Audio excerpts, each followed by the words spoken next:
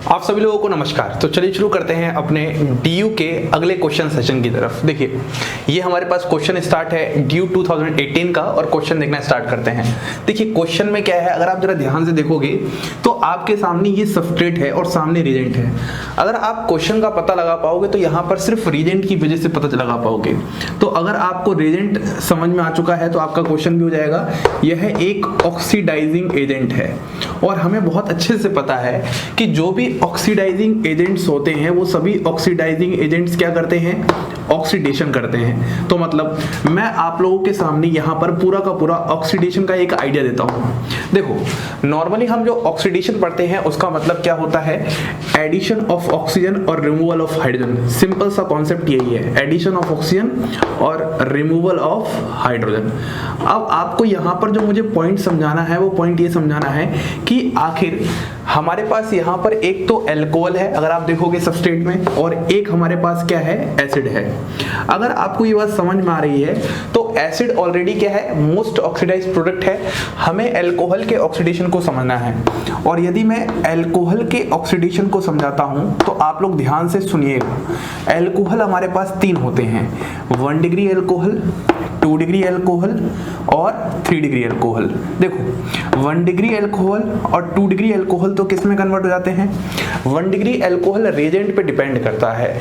यदि रिएजेंट हमारे पास Na2Cr2O7 या फिर KMnO4/H2SO4 या फिर H+ लिखा हो, या फिर आपके सामने Na2Cr2O7 लिखा है, तो इन सभी रिएजेंट के सामने एल्डिहाइड से होते हुए एसिड में कन्वर्ट हो जाएगा। बहुत इंपॉर्टेंट बात बता रहा हूं। तो यहाँ पर किस में कन्वर्ट हो जाएगा, एल्डिहाइड से होते हुए एसिड में। यदि हमारे पास 1 डिग्री एल्कोहल हो, 2 डिग्री एल्कोहल हो, तो 2 डिग्री एल्कोहल के सामने और जो रिएजेंट होता है HNO3 वगैरह रिएजेंट्स होते हैं, या फिर Jones reagent CrO3H2SO4 in presence of acetone, तो ये सभी के सामने हमारे पास कीटोन में प्रेजेंट हो जाता है। और जो 3 डिग्री एल्कोहल होता है उसका ऑक्सीडेशन करवाने पर कोई भी रिएक्शन नहीं होता, मतलब यहाँ पर कोई भी ऑक्सीडेशन प्रोडक्ट नहीं आता। अगर आपको इतनी जानकारी है तो आप इतनी जानकारी से आंसर कर सकते हो। कैसे, देखो यहाँ पे ये वाला पार्ट तो एज इट इज रहेगा। अब इस वाले पार्ट की अगर मैं बात करता हूँ तो सिंपल सा क्या है, ये एक 2 डिग्री एल्कोहल है और 2 डिग्री एल्कोहल किस में कन्वर्ट होगा, कीटोन में होगा। तो अब आप चेक कर लो, देखो ये वाला पार्ट तो एज इट इज हो गया और ये किस में कन्वर्ट हो गया, कीटोन में हो गया। तो हमारा ए आंसर आ जाएगा। अब यहाँ पे ऑप्शंस में ये वही ऑप्शन सेम है तो आंसर ये भी रह जाएगा, उससे कोई दिक्कत नहीं है। नन ऑफ दिस नहीं हो सकता और ये वाला तो बिल्कुल भी नहीं हो सकता। यहाँ पे तो उल्टा क्या कर दिया, रिडक्शन कर दिया। तो आपको ये पूरा कॉन्सेप्ट समझना था। अब यहीं पर नोट में एक बात और सिखानी है। वो नोट में बात क्या सिखानी है, यदि आपके पास 1 डिग्री एल्कोहल है और सामने PCC है, बहुत इंपॉर्टेंट बात कर रहा हूँ, तो जब भी PCC आता है वो कंट्रोल्ड ऑक्सीडेशन करता है और कंट्रोल्ड ऑक्सीडेशन की वजह से यह 1 डिग्री एल्कोहल किस में कन्वर्ट हो जाएगा, एल्डिहाइड में कन्वर्ट रहेगा। मतलब इसका फर्दर ऑक्सीडेशन नहीं होता। और ये बहुत ही फेमस क्वेश्चन पूछा जाता है कि PCC पूछ सकता है एज अ रिएजेंट, या फिर बोलेगा कि 1 डिग्री एल्कोहल को एल्डिहाइड में कन्वर्ट करना है तो किससे कन्वर्ट होगा। चलिए आगे बढ़ते हैं। अब बात करते हैं क्वेश्चन नंबर 51। देखिए अगर क्वेश्चन नंबर 51 को देखता हूं तो हमारे पास ये कुछ सबस्ट्रेट है एरोमेटिक डेरिवेटिव टाइप का, और यहाँ पर NaNH2 लिक्विड NH3। अगर आपने थोड़ा सा रिएक्शन इंटरमीडिएट सही से पढ़ा है तो आप इस रिएजेंट को देखकर बहुत सारी चीजें समझ चुके होंगे। एक्चुअली यहाँ पर जो मैं बात करना चाहता हूँ, ये जो रिएक्शन है, ये रिएक्शन, इसमें रिएक्टिव इंटरमीडिएट जो इन्वॉल्व है उसका नाम होता है बेंजाइन। अब आप ध्यान से सुनिएगा, मैं आपको रिएक्शन को कैसे करवाऊंगा। देखो सामने आपके पास सबसे पहले आप बना लो कि क्या है, OMe है। सबसे पहले हमने सबस्ट्रेट लिख दिया, यहाँ पर क्या है, OMe है, और यहाँ पर क्या है, Cl है।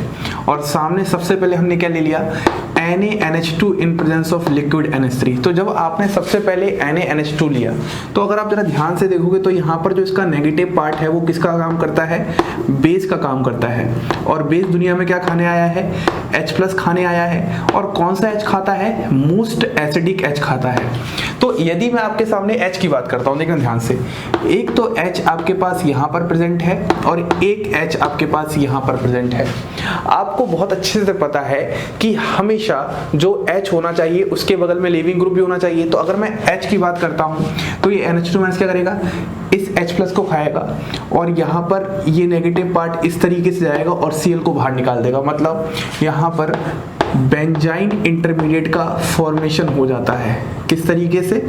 इस तरीके से यहाँ पर बेंजाइन इंटरमीडिएट का फॉर्मेशन हो जाता है। तो सबसे पहला स्टेप आपको यही देखना था कि यहाँ पर बेंजाइन इंटरमीडिएट आखिरकार कैसे बनेगा। जिसको समझ में नहीं आ रहा तो बेंजाइन की डिटेल के लिए प्लेलिस्ट में रिएक्टिव इंटरमीडिएट का लेक्चर है बेंजाइन, आप उसको देखिएगा। अब सबसे इंपॉर्टेंट है जो अगला स्टेप, वो है NH2- का अब यहाँ पर एज अ न्यूक्लियोफाइल अटैक करना। अब आप खुद सोचो, ये जो बॉन्ड है वो इस तरीके से भी ब्रेक कर सकते हैं और ये जो बॉन्ड है इस तरीके से भी ब्रेक कर सकते हैं। मान लो इसको मैं A बोलता हूँ और इसको मैं B बोलता हूँ। अगर हमने सबसे पहले A वाले तरीके से ब्रेक किया, ध्यान से देखिएगा, यहाँ पर हमारे पास ऐसे था और यहाँ पर तो हमारे पास OMe था, तो नेगेटिव यहाँ और पॉजिटिव यहाँ, और आपको पता है पॉजिटिव बनेगा ही नहीं, सीधे ये NH2 लग जाएगा, तो आप यहाँ पर NH2 भी लगा सकते हैं सीधे, ठीक है। मतलब या फिर आप इस तरीके से यहाँ पर पॉजिटिव नेगेटिव बनाओ, ताकि मैं एक बात समझाऊँ वो आपको समझ में आ जाए। और यहाँ पर जो आपके पास दूसरा तरीका होगा वो कौन सा होगा, यहाँ पर आपके पास OMe और यहाँ पर आपके पास नेगेटिव और यहाँ पर आपके पास पॉजिटिव। अब अगर आप जरा ध्यान से देखोगे तो यहाँ पर जो OMe है वो अपना क्या लगा रहा है, माइनस आई इफेक्ट। तो आपको पता है कार्बोटाइन बगल में माइनस आई बहुत ही लेस स्टेबल होगा, तो यहाँ पर ये वाला सिस्टम ज़्यादा स्टेबलाइज्ड होगा। तो हम बोल सकते हैं अगर ये सिस्टम ज़्यादा स्टेबलाइज्ड है तो हमारे पास इसी जगह NH2 आ जाएगा क्योंकि नेगेटिव पार्ट है, तो यहीं से हमारे पास क्या बनेगा, मेजर प्रोडक्ट बनेगा। तो मतलब दो प्रोडक्ट में बनाता हूँ, आपको पता है एक प्रोडक्ट तो हमारे पास क्या आ जाएगा, पॉजिटिव पर नेगेटिव और नेगेटिव पर पॉजिटिव। यहाँ पर OMe, यहाँ पर NH2, क्योंकि ये नेगेटिव था तो पॉजिटिव आ जाएगा और नेगेटिव पे क्या आ जाएगा, H आ जाएगा। ऐसे ही अगर मैं यहाँ पर बनाता हूँ तो यहाँ पर किसका फॉर्मेशन हो जाएगा, इस तरीके से, यहाँ पर NH2 और यहाँ पर OMe। तो आपके पास दो तरीके के प्रोडक्ट पॉसिबल हो चुके हैं। अगर आप पूरी रिएक्शन में देखोगे तो एक्चुअली हुआ क्या है, यहाँ पर एक तरीके से सब्स्टिट्यूशन तो है, लेकिन पहले एलिमिनेशन हुआ है और उसके बाद में क्या हुआ है, एडिशन हुआ है। तो एक्चुअली हम इसको SNEA भी कहते हैं, SNEA मतलब एलिमिनेशन एडिशन, और हम इसको बेंजाइन मैकेनिज्म भी कह सकते हैं या फिर हम इसको सीने सब्स्टिट्यूशन, बहुत इंपॉर्टेंट नाम है, ये सारे के सारे नाम एक ही जगह पर हमारे पास आ जाते हैं। इसको हम लोग सीने सब्स्टिट्यूशन भी कहते हैं। तो ये सारी बातें आपको समझ में आ रही। तो आपके पास यहाँ पर जो मेजर बनेगा वो मेजर क्या बनेगा, ये वाला बनेगा मेजर। ये क्यों बनेगा, क्योंकि ये जो नेगेटिव चार्ज है ये इसके द्वारा क्या है, स्टेबलाइज्ड है इसके माइनस आई के द्वारा। तो हमें पता है जब रिएक्शन इंटरमीडिएट फॉर्म होते हैं, जो जितना स्टेबलाइज होता है उससे प्रोडक्ट ज़्यादा भी बनता है और मेजर भी बनता है। अगर मैं इस ऑप्शन को चेक करना चाहूँ तो हमारे पास ये वाला आ जाएगा, C ऑप्शन। अब हम बात करते हैं क्वेश्चन नंबर 52। तो अब हम बात करते हैं क्वेश्चन नंबर 52। देखो, अगर आप क्वेश्चन नंबर 52 देखोगे तो जिन लोगों ने थोड़ा सा अच्छे तरीके से पढ़ा है तो एक्चुअली जो क्वेश्चन नंबर 52 है यह एक नेम रिएक्शन वाला क्वेश्चन है, और ये बहुत ही फेमस नेम रिएक्शन होती है जिसका नाम होता है बोरोडीन-हुज़िकर रिएक्शन। ये आप लोगों ने जब हेलो एल्केन चैप्टर पढ़ा होगा तो उस टाइम आपको ये सुनने को मिली होगी, बोरोडीन-हुज़िकर रिएक्शन। अब एक्चुअली होता क्या रिएक्शन में, यहाँ पर silver salt of carboxylic acid होता है जिसकी रिएक्शन हम Br2 के साथ कर जाते हैं, और यहाँ पर CCl4 सॉल्वेंट होता है, और यहाँ पर फॉर्मेशन होता है RBr plus CO2 plus AgBr। तो सबसे पहले तो हमें ये समझ में आना चाहिए। देखो, अगर मैं शॉर्ट ट्रिक बताऊं तो शॉर्ट ट्रिक में आप इसको ऐसे कर सकते हो, इस Br2 को मैं BrBr लिख सकता हूं। तो यहाँ से AgBr आपने निकाल दिया, यहाँ से आपने CO2 निकाल दिया, ये RBr के साथ मिलके इस तरीके से फॉर्मेशन कर देता है। लेकिन सवाल में पूछा है आखिरकार किस रिएक्शन इंटरमीडिएट से होके जाएगा, तो इसके मैकेनिज्म के बारे में भी थोड़ी सी हमें जानकारी होनी चाहिए। मैकेनिज्म अगर आप जरा ध्यान से देखोगे तो यहाँ पर सबसे पहले क्या है, Br2 है और इन प्रेजेंस ऑफ क्या है, नॉन पोलर सॉल्वेंट है। तो जनरली यहाँ पर क्या होगा, फ्री रेडिकल का फॉर्मेशन होता है, ठीक है। तो यहाँ पर क्या होगा, RC डबल बॉन्ड OOAg, और यहाँ पर क्या आएगा, Br आएगा। तो यह Br डॉट और यहाँ पर बॉन्ड का होमोलिटिक बॉन्ड ब्रेकिंग होगा। जब आप होमोलिटिक बॉन्ड ब्रेकिंग करेंगे तो यहाँ पर RC double bond O dot का फॉर्मेशन होगा। अब ध्यान से देखिएगा, यहाँ पर जो ये RC double bond O dot का फॉर्मेशन हुआ है एक्चुअली कुछ इस तरीके से होता है, एक बॉन्ड यहाँ पे जा रहा है, यहाँ पर 2 इलेक्ट्रॉन है तो एक इलेक्ट्रॉन यहाँ और एक इलेक्ट्रॉन यहाँ। तो आपके पास यहाँ पर जो फॉर्मेशन हो जाएगा वो किसका हो जाएगा, R डॉट प्लस CO2। यही इसका क्या होता है, रेट डिटरमाइनिंग स्टेप होता है।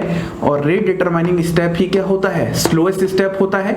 और हमें आसानी से समझ में आ रहा है कि इसमें किसका फॉर्मेशन हो रहा है, फ्री रेडिकल का फॉर्मेशन हो रहा है। तो कहने का मतलब ये जो रिएक्शन इंटरमीडिएट है यहाँ से होके जाएगा, वो फ्री रेडिकल रिएक्शन इंटरमीडिएट से होके जाने वाला है। लेकिन रुकिए, क्वेश्चन यहाँ खत्म नहीं होता।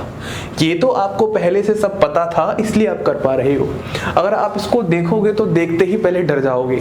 डर ऐसे जाओगे कि आप बोलोगे सर ये एक ब्रिज हेड कंपाउंड है, और अगर ब्रिज हेड कंपाउंड है तो हमेशा ब्रिज हेड कंपाउंड पे एक बात तो पक्की है, कार्बोटाइन कभी फॉर्म नहीं होता। तो हम बोलेंगे सर कार्बोटाइन तो आंसर हो ही नहीं सकता।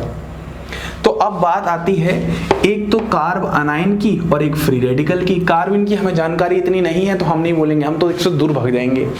तो कहने का मतलब ये है कि इसके इस वाली ब्रिजहेड पोजीशन पर क्या फ्री रेडिकल फॉर्म हो सकता है? बिल्कुल। आप बोलोगे सर जो फ्री रेडिकल होता है उसकी हाइब्रिडेशन क्या होती है, sp3 और sp2 दोनों। देखो फ्री रेडिकल की हाइब्रिडेशन दोनों ही होती हैं।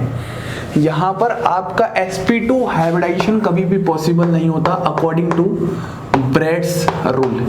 ब्रेड्स रूल क्या कहता है कि ब्रिज हेड पोजीशन पर कभी भी sp2 हाइब्रिडेशन नहीं होता। और आप बोलोगे सर फ्री रेडिकल की sp2 हाइब्रिडेशन होती है, तो सुनिए फ्री रेडिकल की sp3 हाइब्रिडेशन भी होती है।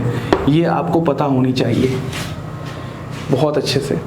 तो यही मैं बताने की कोशिश कर रहा हूं कि यहाँ पर जो आपके पास ये पूरा है वो एक नेम रिएक्शन के ऊपर था और सीधा क्वेश्चन, और ये प्रीवियस ईयर के एडवांस वाले क्वेश्चन में आया हुआ है। जेईई एडवांस का पेपर होता है उसमें आया हुआ है। तो अच्छा क्वेश्चन था, इसको ध्यान रखिएगा। इसमें कभी कार्बोटाइन रिएक्शन इंटरमीडिएट नहीं होता। मतलब अगर मैं आपसे पूछूं क्या ये वाला कार्बोटाइन स्टेबल है बाकी किसी कार्बोटाइन से, तो हम बोलेंगे सर ये ब्रिज हेड पोजीशन है और ब्रिज हेड कार्बन पर कभी भी कार्बोटाइन या कभी भी एल्कीन, ये भी बात आपको बहुत अच्छे से पता होनी चाहिए, कभी भी एल्कीन भी नहीं बनती है। रीजन क्या होता है, क्योंकि इन दोनों की हाइब्रिडेशन sp2 आ रही है और कभी भी ब्रिज हेड पर sp2, मतलब प्लेनरिटी आते ही नहीं है। अगर आप इसके ऊपर बैठ जाओ और नीचे दबाने की कोशिश करो, प्लेनर बनाने की कोशिश करो, तो ये प्लेनर होगा तो ये साथ में जो इसका ऊपर वाला पार्ट है वो भी नीचे की तरफ जाएगा, वो भी इसमें क्या करेगा, स्टेरिक हिंड्रेंस पैदा करेगा और सिस्टम बस्ट हो जाएगा। मतलब बहुत ज़्यादा स्टेरिक हिंड्रेंस होगी। तो इस पॉइंट को याद रखना, बहुत अच्छा क्वेश्चन था। क्वेश्चन नंबर 53 देखते हैं। अब हम बात करते हैं क्वेश्चन नंबर 53। देखिए क्वेश्चन नंबर 53 क्या कहता है, which of the following is species aromatic in nature. आपसे इसमें एरोमेटिक इन नेचर की बात करता है। तो सबसे पहले हम यहाँ पर कॉन्सेप्ट सीख लेते हैं। देखो हमारे पास जो भी कंपाउंड्स होते हैं वो कंपाउंड्स 3 तरह के होते हैं। एक तो सबसे पहला कंपाउंड होता है एरोमेटिक कंपाउंड, उसके बाद जो दूसरा कंपाउंड होता है वो एंटी एरोमेटिक होता है, और जो तीसरा कंपाउंड होता है वो होता है नॉन एरोमेटिक। अब जब भी क्वेश्चन पूछ सकता है तो इन्हीं तीनों में से कभी ना कभी आता है। तो देखो मैं आपको यहाँ पर सबसे पहले एरोमेटिक का फंडा या एरोमेटिक के कॉन्सेप्ट क्लियर करता हूँ। एरोमेटिक के लिए आपको सिंपल सा याद रखना है CCPH। देखो C स्टैंड फॉर होता है साइक्लिक, यहाँ पर C स्टैंड फॉर होता है कॉम्प्लीटली कॉन्जुगेटेड। कॉन्जुगेटेड तो पता ही आपको, रेजोनेंस देखना आता होगा। और फिर P मतलब होता है प्लेनर, और H मतलब होता है हकल्स रूल फॉलो करना चाहिए। अब सबसे पहले मैं आपको कॉन्सेप्ट सिखा देता हूँ कि हकल्स रूल क्या होता है। ये कहता है कि सिस्टम में 4n+2 पाई इलेक्ट्रॉन्स होने चाहिए, जहाँ पर n की value 1, 2, 3 and so on integral होनी चाहिए। चलो ये बात तो हमने सीख ली, लेकिन हकल्स रूल का अगर मैं शॉर्ट फॉर्म बताऊं तो शॉर्ट फॉर्म होता है कि जो आपके पास पाई इलेक्ट्रॉन्स होने चाहिए वो अगर 2, 6, 10, 14, 18 है ना, इस तरीके से अगर चल रहे हो तो हमेशा वह हकल्स रूल को फॉलो करेगा। पाई इलेक्ट्रॉन्स गिनने आते ही होंगे। पाई इलेक्ट्रॉन्स का मतलब सिंपल सा, अगर मैं लोन पेयर से बात करता हूँ तो 2 इलेक्ट्रॉन लेने हैं, नेगेटिव से बात करता हूँ तो 2 इलेक्ट्रॉन लेने हैं, पॉजिटिव से बात करता हूँ तो उसका मतलब 0 इलेक्ट्रॉन मानना है। डबल बॉन्ड से भी 2 इलेक्ट्रॉन लेते हैं, ट्रिपल बॉन्ड से भी 2 इलेक्ट्रॉन लेते हैं, और ऐसे ही फ्री रेडिकल से भी 1 इलेक्ट्रॉन लेते हैं। तो ये हो गया पाई इलेक्ट्रॉन, और ये इनका तरीका है, और ये कॉन्सेप्ट आपको देखना है हर जगह। अगर आपका हकल्स रूल फॉलो ना करे, अगर वहां पर कुछ ऐसी वैल्यू ना आकर 4, 8, 12, 16 ऐसी पाई इलेक्ट्रॉन की वैल्यू आना शुरू हो जाए, मतलब 4 की टेबल से डिविजन हो जाए, तो सिस्टम कैसा हो जाता है? Anti aromatic. और एरोमेटिक और एंटी एरोमेटिक में किसी भी प्रकार का चेंज आ जाए, किसी भी प्रकार का डिस्टर्बेंस आ जाए, तो उससे क्या जाता है? Non aromatic. तो तीनों ही हमने कॉन्सेप्ट क्लियर कर चुके हैं। अब क्वेश्चन देखना स्टार्ट करते हैं। देखो, सबसे पहले देखना है क्या ये साइक्लिक है? बिल्कुल। क्या ये कॉम्प्लीटली कॉन्जुगेटेड है? तो सुनिएगा, यहाँ पर क्या आ चुका है? sp3 hybridised atom. जब भी sp3 हाइब्रिडाइज्ड एटम आ जाता है तो वहां पर क्या हो जाता है? Break of delocalisation. तो हम बोल सकते हैं कॉम्प्लीटली कॉन्जुगेटेड नहीं है, तो जिसकी वजह से ये सिस्टम क्या हो जाएगा? Non aromatic. लेकिन हमसे क्या पूछा गया है? एरोमेटिक। लेकिन मैं आपको सभी बताते चलूंगा। देखो, इस वाले में A double bond B C पे नेगेटिव, साइक्लिक है, कॉम्प्लीटली कॉन्जुगेटेड है, प्लेनर। देखो, प्लेनर ऐसा सिस्टम है जो आप पहचान नहीं पाओगे। अगर कोई है प्लेनर तो वो प्लेनर है, और अगर कोई नहीं है प्लेनर तो नहीं है। इसका मतलब आपको नॉन प्लेनर सिस्टम थोड़े पता होने चाहिए। जैसे COT, साइक्लो ऑक्टाटेट्राइन, वो नॉन प्लेनर है। ऐसे ही एनुलिन में आपने पढ़ा होगा 10 एनुलिन, जहां पर 2 रिंग होती हैं। बना के ही दिखाना पड़ेगा यहाँ पर आप लोगों को। इस तरीके से 2 रिंग होती हैं, ऐसे ऐसे ऐसे ऐसे। यहाँ पर ये जो H होते हैं, ये H क्या करते हैं? रिपल्शंस करते हैं, तो ये भी प्लेनर नहीं होती है। तो कहने का मतलब प्लेनर सिस्टम को लेके घबराओ मत, जो नहीं है प्लेनर वो नहीं है, बाकी सारी दुनिया में क्या होंगे? प्लेनर। तो अगर मैं इसकी बात करता हूँ तो देखो 2 2 4, तो यहाँ पे 4 है। 4 का मतलब देखो यहाँ आ रहा है पाई इलेक्ट्रॉन, तो ये कैसा है? Anti aromatic. तो ये भी हमारे पास क्या है? Anti aromatic. इसकी बात करते हैं, साइक्लिक है, कॉम्प्लीटली कॉन्जुगेटेड है, प्लेनर है, और 2 2 4, तो यहाँ पे भी ये कैसा हो जाएगा? Anti aromatic. लास्ट वाला सवाल देखते हैं। देखो, सबसे पहले क्या है? साइक्लिक है, बिल्कुल। क्या ये कॉम्प्लीटली कॉन्जुगेटेड है? A double bond B C पर पॉजिटिव। ये ट्रिक होता है ना, जब रेजोनेंस आपने पढ़ा होगा, कॉम्प्लीटली कॉन्जुगेशन देखना। उसके बाद क्या ये प्लेनर है? बिल्कुल। उसके बाद लास्ट पॉइंट है, देखो यहाँ पर पॉजिटिव का मतलब 0 पाई इलेक्ट्रॉन, और यहाँ का मतलब 2 इलेक्ट्रॉन। तो देखो 2 वाला इलेक्ट्रॉन यहाँ आ रहा है, पाई इलेक्ट्रॉन अगर 2 हो तो ये सिस्टम कैसा हो जाएगा? एरोमेटिक। तो हम बोलेंगे 4th इज द आंसर। यहाँ पर एरोमेटिक आंसर बताना मेरा यहाँ पर पूरा उद्देश्य नहीं है। यहाँ पर तो पूरे कॉन्सेप्ट को एक साथ समराइज करवाना, और साथ में और क्वेश्चंस क्या बन सकते हैं। तो सुनिएगा, एक क्वेश्चन अगर आपके पास आ जाता कि इनमें से नॉट एरोमेटिक कौन है। देखो, सबसे बड़ी बात ये होती है, एरोमेटिक पता है, एंटी एरोमेटिक पता है, नॉन एरोमेटिक पता है, लेकिन नॉट एरोमेटिक वाले सवाल में क्या करेंगे?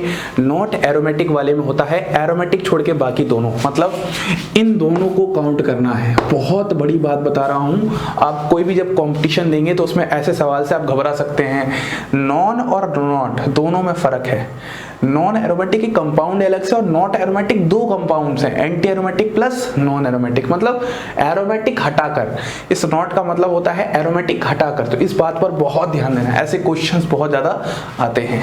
अब हम आगे बढ़ते हैं क्वेश्चन नंबर 54। अब हम बात करते हैं क्वेश्चन नंबर 54। देखो, arrange the following in decreasing order of acidity. आपको यहाँ पर एसिडिटी की बात कर रहा है। ये वाला तो यार सबसे इंपॉर्टेंट टॉपिक होता है, मेरे दिल के बहुत करीब है, और आजकल पढ़ा भी यही रहा हूँ मैं। जब भी आपको एसिडिक कैरेक्टर बताना हो तो सबसे पहले आपका क्या कार्यक्रम होता है? उससे H+ निकालते हो और कॉन्जुगेट बेस बनाते हो। और सिंपल सी बात है, जब आप कॉन्जुगेट बेस बनाओगे तो कॉन्जुगेट बेस के ऊपर क्या आएगा? Negative charge. अब आपको नेगेटिव चार्ज की स्टेबिलिटी पता करनी है। अगर नेगेटिव चार्ज की स्टेबिलिटी ज्यादा, तो इसका मतलब क्या होगा? कॉन्जुगेट बेस जो होगा वो वीक होगा, तो उसके करस्पॉन्डिंग जो एसिड होगा वो क्या हो जाएगा? स्ट्रॉन्ग हो जाएगा। तो यहाँ से हमारे पास एक बहुत इंपॉर्टेंट कॉन्सेप्ट आता है कि हमेशा जो स्ट्रॉन्ग एसिड होते हैं वो क्या रखते हैं? वीक कॉन्जुगेट बेस रखते हैं। उम्मीद करता हूं आपको इतनी बात समझ में आ चुकी है। अब सवाल इस पे आ रहा है कि सर जो स्टेबिलिटी आप पता लगा रहे हो ज्यादा, कि किससे पता लगेगा? तो आपको मैं अगर सिंपल पूछूं कि यहाँ पर कॉन्जुगेट बेस मतलब नेगेटिव चार्ज, तो इसकी स्टेबिलिटी के लिए एक तो -R होता है, -H होता है, और -I होता है। जहां पर भी ये माइनस वाले इफेक्ट ज्यादा वर्क करेंगे वहां पर एसिडिक स्ट्रेंथ ज्यादा होगा। या फिर मैं ऐसे कह सकता हूं, जो इलेक्ट्रॉन विड्रॉइंग ग्रुप होते हैं वो एसिडिक स्ट्रेंथ क्या करते हैं? इंक्रीज करते हैं, और जो इलेक्ट्रॉन डोनेटिंग ग्रुप होते हैं वो एसिडिक स्ट्रेंथ क्या करते हैं? डिक्रीज करते हैं। अब चलिए इस क्वेश्चन में देखते हैं। देखो, इन सब में सबसे पहले H+ हटाकर, H+ हटाकर, H+ हटाकर, H+ हटाकर conjugate base, conjugate base, conjugate base, conjugate base बना लिया। अब इसमें सब कुछ सेम है, बस यहाँ पर चेंज हो रहा है रिंग साइज। अगर आप रिंग साइज जरा ध्यान से देखोगे तो सब में रिंग साइज चेंज हो रहा है। तो अब ध्यान से आप एक बात याद करो, रिंग साइज क्या करते हैं, अगर आपको मैंने इंडक्टिव इफेक्ट पढ़ाया था और इंडक्टिव इफेक्ट में भी मैंने आपको माइनस आई इफेक्ट पढ़ाया था, तो जो थर्ड मेंबर्ड होती है उसकी सबसे ज्यादा होती है, फिर 4 मेंबर्ड होती है, फिर 5 मेंबर्ड होती है और लास्ट में क्या होती है 6 मेंबर्ड। ये मैंने पढ़ाया था।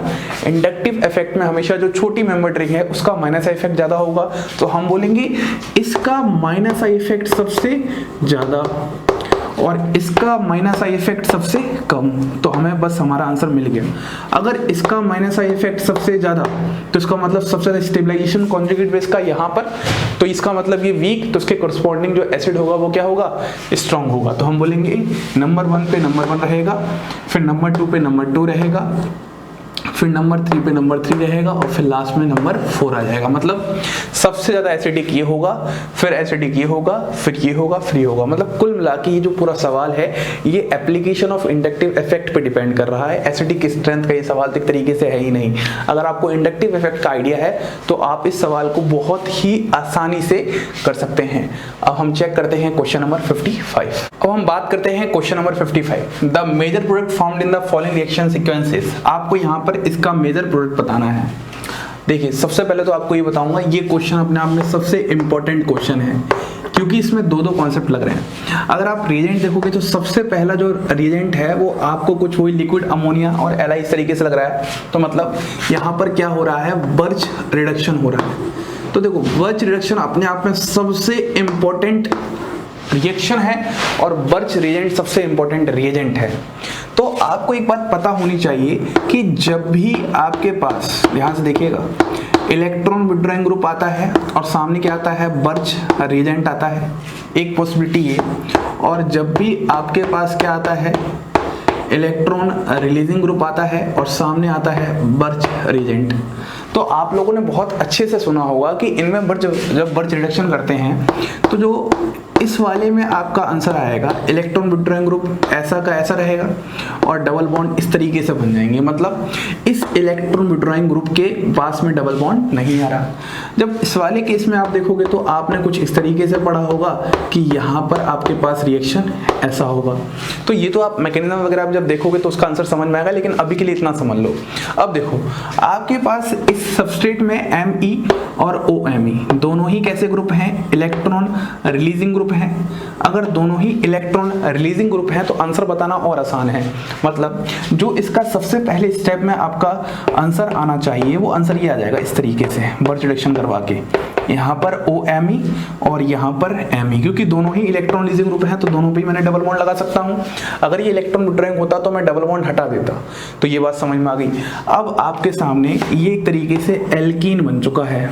अब जब एल्कीन आ जाती है तो सामने क्या है, मेटाक्लोरोपरबेंजोइक एसिड। कुछ पता होना चाहिए, मेटाक्लोरोपरबेंजोइक एसिड। जब भी आप किसी एल्कीन के सामने मेटाक्लोरोपरबेंजोइक एसिड लेके आएंगे तो यहाँ पर ये इपॉक्सीडेशन करता है। इपॉक्सीडेशन बोले तो इपॉक्साइड रिंग का फॉर्मेशन। अब अगर ये इपॉक्साइड रिंग का फॉर्मेशन करेगा तो सवाल तो इस बात का है कि हमारे पास दो डबल बॉन्ड है। एक डबल बॉन्ड तो हमारे पास यहाँ है और एक डबल बॉन्ड हमारे पास यहाँ है। तो ये खुद क्या होता है, इलेक्ट्रॉन डेफिशिएंट होता है। तो ये किसकी तलाश में रहेगा, इलेक्ट्रॉन रिच की तलाश में रहेगा। अगर ये इलेक्ट्रॉन रिच की तलाश में रहेगा तो अब आप बस इतना देखो कि वहां पर डबल बॉन्ड कौन सी ज्यादा इलेक्ट्रॉन रिच है, खत्म हो गया आंसर। आप बोलोगे सर यहाँ पर रेजोनेंस लग रहा है, यहाँ पर हाइपर कॉन्जुगेशन इंडक्टिव लग रहा है, तो ये वाली डबल बॉन्ड क्या होगी, ज्यादा इलेक्ट्रॉन रिच होगी। तो जिसकी वजह से हम वहीं पर क्या करवा देंगे, इपॉक्सीडेशन करवा देंगे। तो आपके पास यहाँ पर जो फाइनल आंसर आ जाएगा वो फाइनल आंसर कुछ इस तरीके से आ जाएगा। बहुत बेहतरीन क्वेश्चन था। इसमें दो कॉन्सेप्ट छुपे थे। सबसे पहला कॉन्सेप्ट था बर्च रिडक्शन का, उसका जो दूसरा कॉन्सेप्ट था वो था इपॉक्सीडेशन का। और इपॉक्सीडेशन में भी बहुत बेहतरीन वाला कॉन्सेप्ट था कि किस डबल बॉन्ड पे आखिरकार वहां जाके लगेगा। अब हम बात करते हैं क्वेश्चन नंबर 56। अब हम बात करते हैं question number 56। The compound that gives precipitate on warming with aqueous AgNO3। Aqueous AgNO3 के साथ कौन प्रेसिपिटेट देगा थोड़ा सा गर्म करने पर?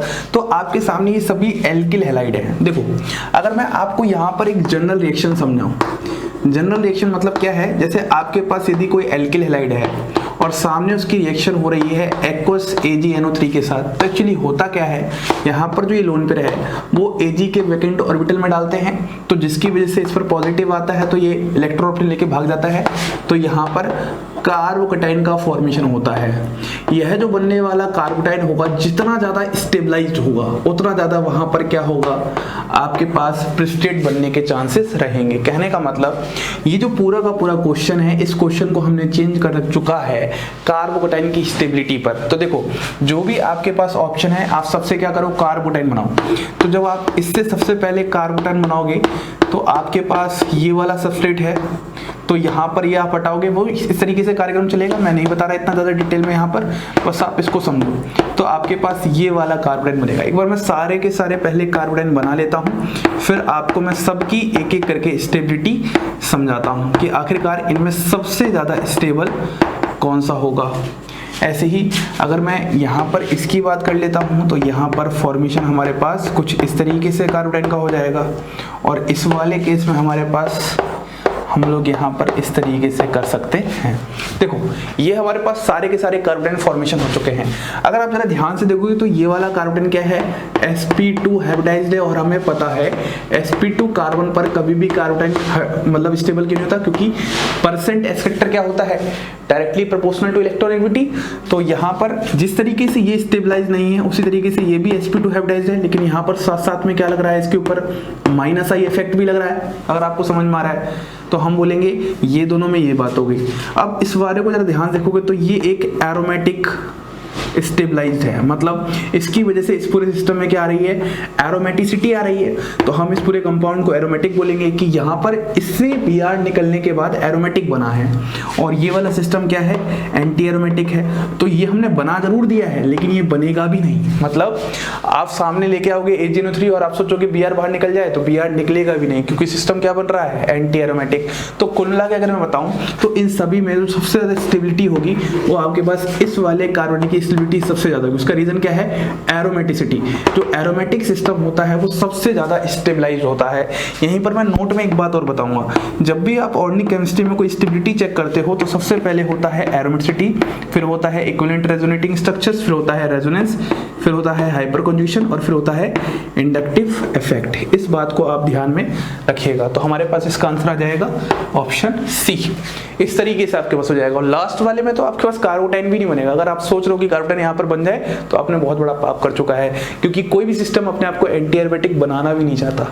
ठीक है, आपने पढ़ा होगा साइक्लोब्यूटाडाइन, आपको लगता है ये एंटी एरोमेटिक है, भाई ये रहना ही नहीं चाहता इस सिस्टम में। ये कभी डाइब्राइजेशन करता है, कभी दूसरे रिएक्शन में एज अ रिएजेंट काम करता है, बहुत सारे अलग अलग प्रकार के काम करता है। क्यों करता है, ताकि वो अपनी एंटी एरोमेटिसिटी हटा सके। और हम यहाँ पर क्या कर रहे हैं, एंटी एरोमेटिक सिस्टम बना रहे हैं। तो अगर हमारे हाथ में दुनिया होती तो हम तो सबको एंटी एरोमेटिक बना रहे होते, जबकि ऐसा नहीं, ऐसा होता ही नहीं है। तो अब हम बात करते हैं क्वेश्चन नंबर 57। अब हम बात करते हैं question number 57। In the given reaction below RCl, ये हमारे पास दो रिएक्शन है, आपके सामने ये ऑप्शंस है, आपसे ये पूछा जा रहा है। देखो जरा अगर ऑप्शंस पे अगर आप ध्यान दोगे तो आपसे यहाँ पर आपकी आइसोमर की थोड़ी सी नॉलेज जानने की कोशिश कर रहा है। देखो पहले तो आप लोग यहाँ पर घबराओ मत, सबसे पहले आप रिएक्शन को ही चीज़ों समझने की कोशिश करो कि यहाँ से आपको ए और बी के बारे में पूछना जाता है। तो देखो यहाँ पर एक्चुअली जो बात की गई है बहुत ही एक फेमस रिएक्शन होती है। यदि आपके पास कोई एल्काइल हैलाइड है और उसकी रिएक्शन अगर मैं KCN के साथ करवाऊँ और उसी की रिएक्शन अगर मैं AgCN के साथ करवाऊँ, तो देखने के पे तो लग रहा है कि सर यहाँ पर भी क्या है, CN है, और यहाँ पर भी क्या है, CN है, तो एक ही प्रोडक्ट मिलेगा, जबकि गलत है। इस वाले में यहाँ पर क्या होता है, आयनिक नेचर ज़्यादा होता है। तो आयनिक नेचर की वजह से ये K+ और Cn- में टूट जाता है। तो जहाँ पर जिसकी वजह से हमारे पास यहाँ पर RCN मतलब साइनाइड का फॉर्मेशन हो जाता है। ठीक है, इतनी बात समझ में आ रही है। अगर मैं इस वाले की बात करता हूँ तो इस वाले में यहाँ पर हमारे पास कोवेलेंट नेचर ज़्यादा है। तो कोवेलेंट नेचर होने की वजह से यहाँ पर इस बार अब कार्बन से अटैक ना होकर नाइट्रोजन से अटैक होता है। ठीक है, तो यहाँ पर आपके पास फॉर्मेशन हो जाता है RNC मतलब आइसोसाइनाइड का फॉर्मेशन। बहुत इंपॉर्टेंट बात है, जब आप लोगों ने न्यूक्लियोफिलिक सब्स्टिट्यूशन पढ़ी होंगी, उसके आपने एप्लीकेशंस के बारे में पढ़ा होगा, तो आपने इन रिएक्शंस को देखा होगा।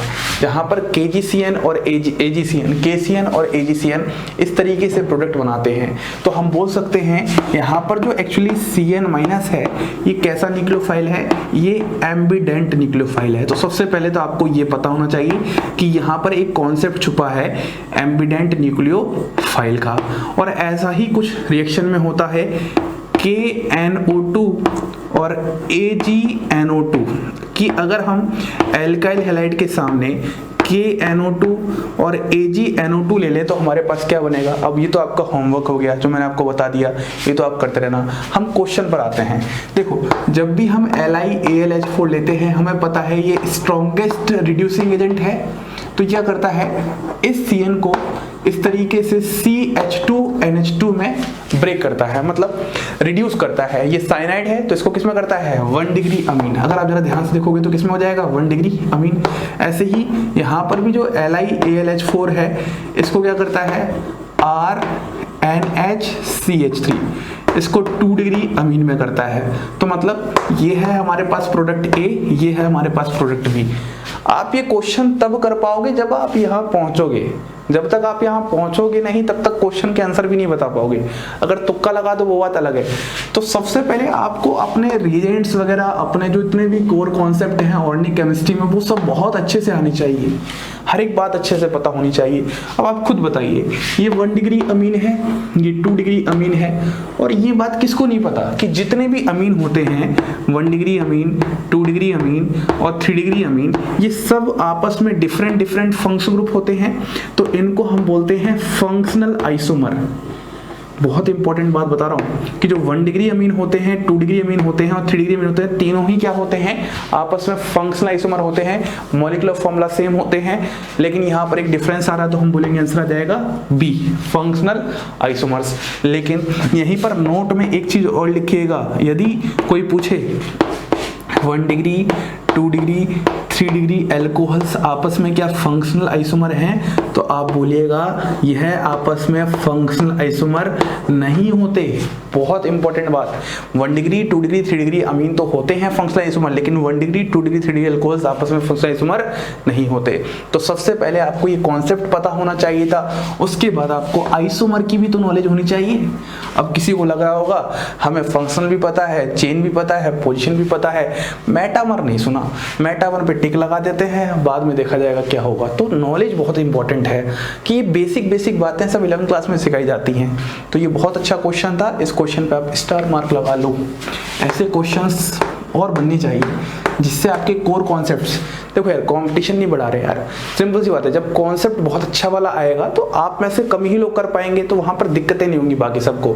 अब इजी क्वेश्चन हर कोई कर लेगा, अब ऐसे क्वेश्चन अगर कोई करेगा तो वहां से वो अपने आप अप हो जाएगा। तो आप ऐसे क्वेश्चन जरूर ट्राई कीजिए। अब हम बात करते हैं question number 58, which is the product in the reaction. देखो ये आपके पास सबस्ट्रेट है, और अगर जरा याद करो तो ये बहुत ही फेमस सबस्ट्रेट है। तो हम यहाँ पर बोल सकते हैं alpha beta unsaturated carbonyl compound. और आपको बहुत अच्छे से पता है जो alpha beta unsaturated carbonyl compound होती है, इस पे पूरी की पूरी एक बहुत अच्छी रिएक्शंस होती है। देखो यहाँ पर 2 जगह रिएक्शंस हो सकती हैं, या तो 1,2 एडिशन हो सकता है, जिसको हम लोग बोलते हैं डायरेक्ट एडिशन। ध्यान से समझिए, बहुत इंपॉर्टेंट बात बता रहा हूँ। 1,2 का मतलब है ये वाली पोजीशन 1 है और ये 2 है, मतलब इतना ही पार्ट अगर इन्वॉल्व हो रहा हो। और एक और कैटेगरी होती है हमारे पास 1,4 एडिशन, जहां पर हम इसको कॉन्जुगेट एडिशन भी कहते हैं, या फिर हम इसी ही को बोलते हैं माइकल एडिशन, जो कि बहुत ही फेमस रिएक्शन है। तो सबसे पहले तो आपको ये जानकारी होना चाहिए alpha beta unsaturated carbonyl compound के बारे में। तो 1,4 का मतलब होता है ये 3 ये 4, मतलब यहाँ और यहाँ, इसकी बात कर रहे हैं। अब देखो ये जो 1,2 और 1,4 है, ये डिपेंड करती है डिफरेंट बातों पर। एक तो ये बात डिपेंड करती है सबस्ट्रेट पर कि आखिरकार हमारे पास सबस्ट्रेट कैसा है, और एक ये बात डिपेंड करती है रिएजेंट पे। अब अगर आप रिएजेंट जरा ध्यान से यहाँ पर देखोगे, देखो यहाँ पर रिएजेंट भी बड़ी खूबसूरती के साथ लिखा है। ऊपर तो ग्रीनार्ड रिएजेंट है, लेकिन नीचे क्या लिख दिया, CuCl 0.01 इक्विवेलेंट। अब जो थोड़ा सा धोखा खा लेगा वो धोखा खा के इस क्वेश्चन को बोल देगा कि ये तो ग्रिग्नार्ड एजेंट है। तो सुनो, नोट में एक बात समझ लो, जो आपके पास ग्रिग्नार्ड रिएजेंट होते हैं वो क्या करते हैं, लिख देता हूँ फुल फॉर्म। ग्रिग्नार्ड रिएजेंट आपके पास करते हैं 1,2 एडिशन। इस बात को याद रखना, क्या करते हैं 1,2 एडिशन। लेकिन यहाँ पर CuCl भी मिला दिया है, तो एक्चुअली यह गिलमान रिएजेंट बन चुका है। अब आपको पता है ये गिलमान्स रिएजेंट, ग्रिग्नार्ड रिएजेंट अलग अलग चीज़ें होती हैं।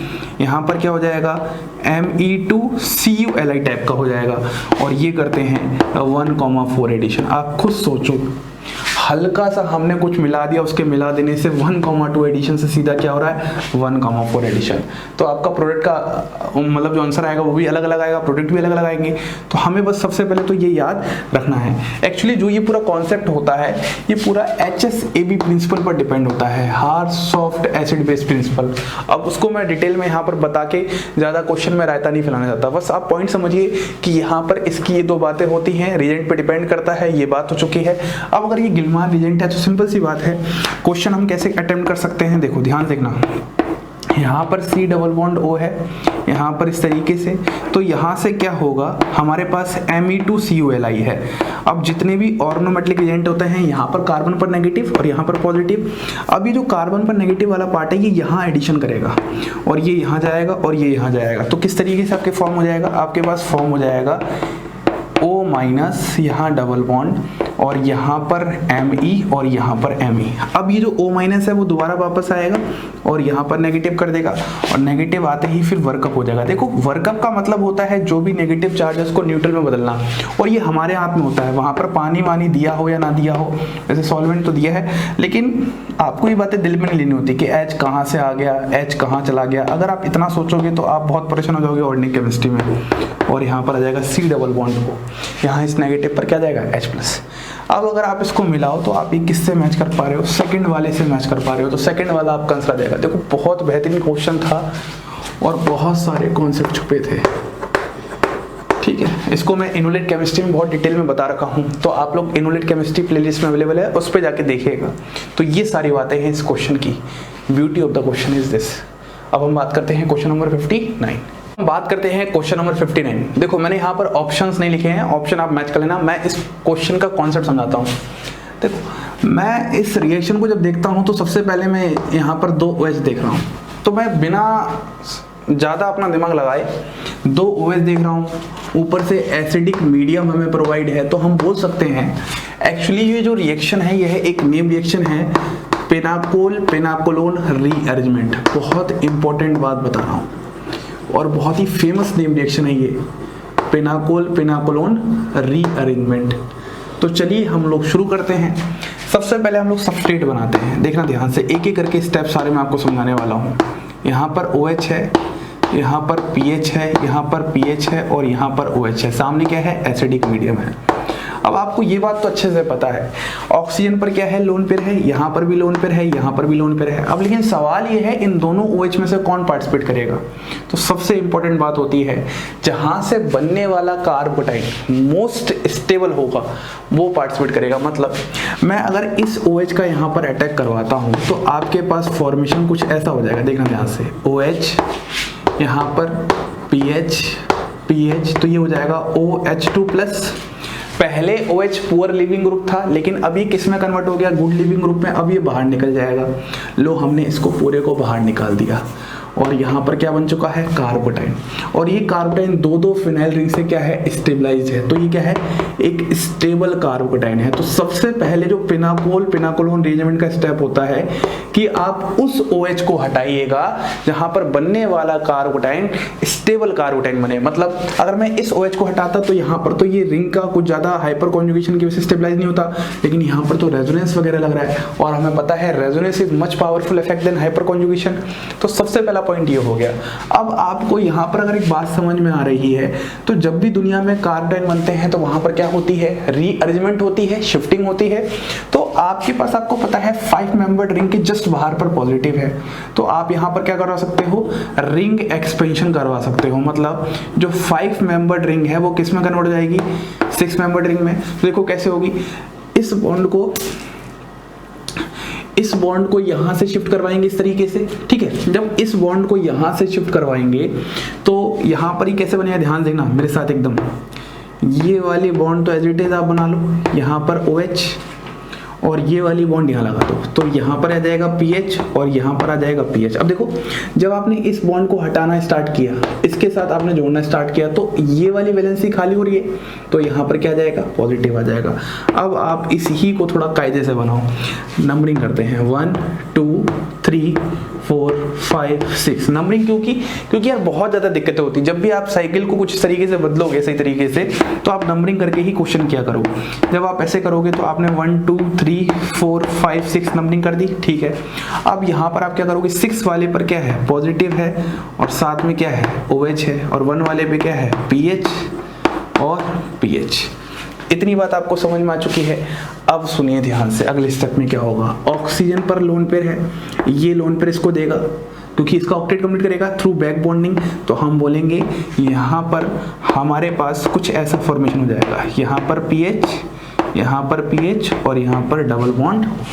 ये आपके पास यहाँ पर आंसर बन जाएगा। अब आप बोलोगे सर जो इस पर H+ लगा था वो भगा दो। H+ का आना और H+ का जाना दिल पर नहीं लेना, इस पॉइंट को तो आप समझ जाओ बहुत अच्छे से, तो इसकी आप टेंशन मत लो। आप तो ये देखो कि एक्चुअली हुआ क्या। तो ये आपका था पूरा का पूरा पिनाकोल। देखो, इसको हम बोलते हैं पिनाकोल और इसको हम बोलते हैं पिनाकोलोन, तो इसीलिए रिएक्शन होती है पिनाकोल पिनाकोलोन रीअरेंजमेंट। सबसे इंपॉर्टेंट बात ये होती है कि सबसे पहले आपको ये देखना होता है कि H+ किस OH पे जाके अटैक करेगा, जहां से बनने वाला कार्बोनिल स्टेबल बनेगा। दूसरा पॉइंट होता है कि वहां पर रिंग एक्सपेंशन करवाते समय आपको ध्यान रखनी है, सावधानी बरतनी है, और फिर आपके पास ये बन जाएगा। अब हम क्वेश्चन देखते हैं लास्ट, क्वेश्चन नंबर 60। अब हम बात करते हैं अपने लास्ट क्वेश्चन के, क्वेश्चन नंबर 60। देखो क्वेश्चन नंबर 60 को अगर जरा ध्यान से देखोगे तो क्या बोला है, एनिसोल की रिएक्शन में आप करवा रहे हो एक्सेस HI। तो सबसे पहले तो आधे तो लोग एनिसोल का स्ट्रक्चर ना पता होने की वजह से अटक जाएंगे।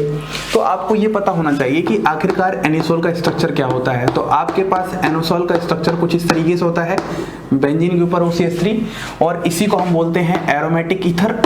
तो एनिसोल के साथ आप रिएक्शन किसका करवा रहे हो, HI के साथ करवा रहे हो, और HI के साथ जब भी रिएक्शन होती है वो कैसी होती है, SN2 मैकेनिज्म होती है। देखो सबसे पहले स्टेप में क्या होगा, यहाँ पर प्रोटोनेशन ऑफ ईथर होगा, तो आपके पास फॉर्मेशन हो जाएगा OCH3, यहाँ पर H, यहाँ पर प्लस। देखो इस पे प्लस है, इस पे लोन पेयर है, इस पे अटैक करेगा। अब अगले स्टेप में आपके पास जो I- है वो न्यूक्लियोफाइल है, क्योंकि ये एक SN2 मैकेनिज्म है। तो SN2 मैकेनिज्म में हमेशा न्यूक्लियोफाइल अटैक कहाँ करता है, लेस हिंडर साइड पे अटैक करेगा।